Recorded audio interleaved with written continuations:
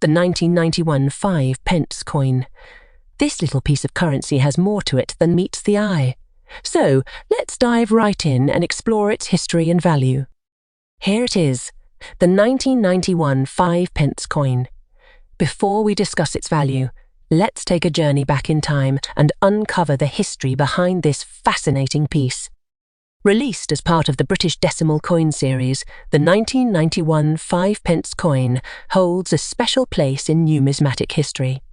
The design features a segment of the royal shield, symbolising the unity of the United Kingdom. The obverse side showcases the portrait of Queen Elizabeth II, as is customary on most British. The year 1991 marked a time of change and transition for the UK. The coin not only reflects the political climate of the era, but also captures the essence of British heritage. Now let's talk about the coin's value.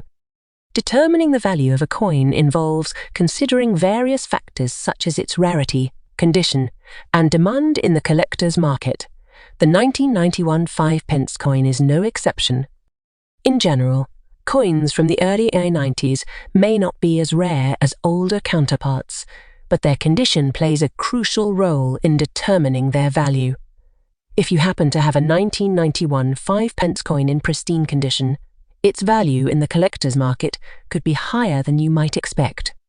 For those of you who might be interested in collecting coins or have stumbled upon this particular piece, here are some tips.